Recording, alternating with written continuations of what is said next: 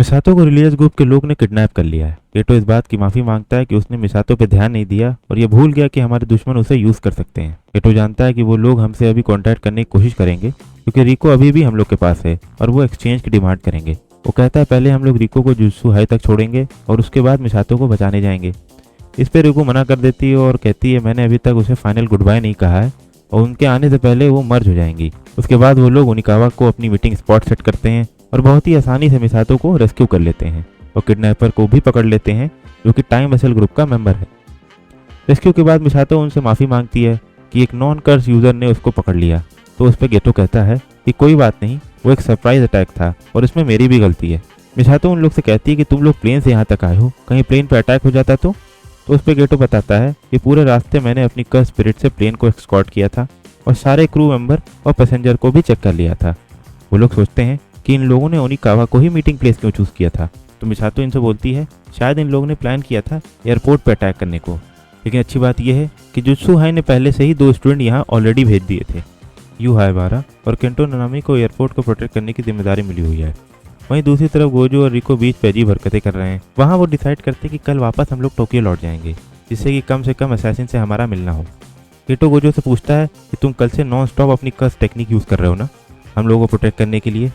वो तुम्हारी हेल्थ पे इफेक्ट डालेगा और तुम आज फिर रात भर जागने की कोशिश कर रहे थे। गोजो उसे यकीन दिलाता है कि वो ठीक है।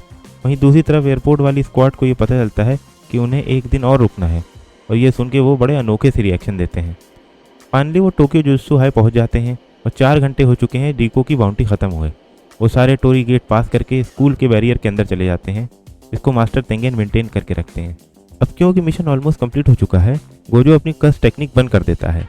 लेकिन तभी अचानक तोजी वहां आ जाता है और गोजो को पीछे से स्टैप कर देता है। गोजो उससे पूछता है कि क्या हम लोग कभी मिले हुए हैं, तो तोजी कहता है शायद। तब गोजो को याद आता है कि जब तोजी जेनिन फैमिली का मेंबर था तब उसने उसे देखा था। गोजो बचपन से ही बहुत ही मशहूर और पावरफुल था और वो पहला शख्स था जिसने तोजी के प्रेजेंस को बिना देखे फील किया था। तोजी का सरप्राइज अटैक देख के सब चौंक जाते हैं। फिर गोजो अपने डिफेंस के लिए हवा में जंप करता है और गेटो अपनी वॉर्म कर्स को यूज़ करके तोजी को खा लेता है। गेटो गोजो की तरफ उसकी हेल्प करने के लिए बढ़ता है लेकिन गोजो उससे कहता है कि वो ठीक है, उसने कर्स टेक्निक यूज़ करके खुद को हील कर लिया है और कहता है कि रिको को सेफ्टी के लिए मास्टर तेंगेन के पास ले जाए, मैं इस असैसिन को देखता हूँ। गेटो, रिको और मिसातो वहाँ से चले जाते हैं और तोजी उस कर्स स्पिरिट को फाड़ के बाहर आ जाता है। वो बाहर आके देखता है कि स्टार वेसल वहाँ से जा चुकी है। गोजो उससे कहता है कि बाउंटी का टाइम ख़त्म हो चुका है इडियट।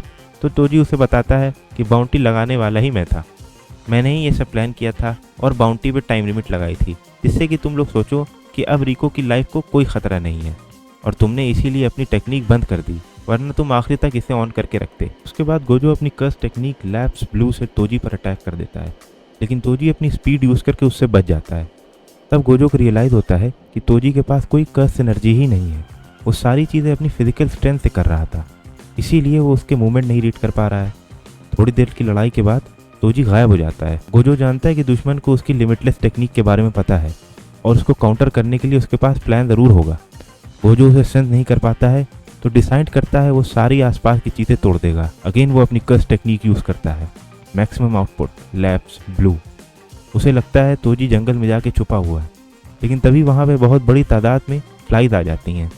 गोजो सोचता है कि ये तोजी की कर्स स्पिरिट के अंदर स्टोर थी जहाँ से वो अपनी वेपन्स निकालता है और वो इसे मॉक ग्रेनेड की तरह मुझे कंफ्यूज करने के लिए यूज़ कर रहा है और उसे लगने लगता है कि तोजी उसे छोड़ के रिको के पीछे डायरेक्ट चला गया है।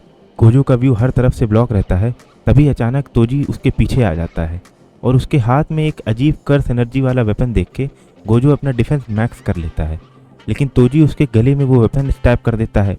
वो एक स्पेशल ग्रेड वेपन है, इन्वर्टेड स्पीयर ऑफ हेवन, जो कि हर कर्स टेक्निक को काट सकता है। और उसके बाद तोजी गोजो के डिफेंस को तोड़कर उस पर कई बार हमला कर देता है और उसको मरती हुई हालत में छोड़कर रिको के पीछे चला जाता है। फिर हम देखते हैं जुजुत्सु हाई के बहुत नीचे टॉम्ब ऑफ स्टार कॉरिडोर में रिको मिसातो को फाइनल गुड बाय कहती है और गेटो रिको को लेकर मेन हॉल ऑफ टॉम्ब में चला जाता है जहाँ मास्टर तेंगेन एक्चुअली में रहते हैं। ये वही जगह है जिससे इस देश के सारे बैरियर कंट्रोल और मेंटेन किए जाते हैं।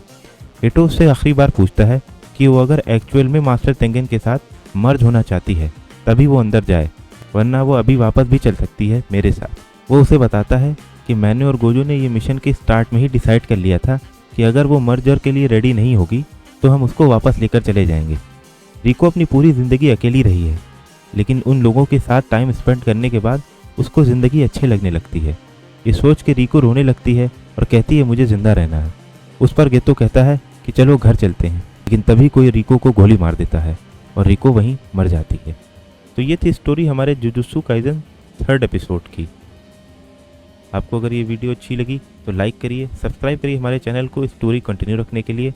बाकी के लिए आपसे अगली वीडियो मिलते हैं। Bye bye.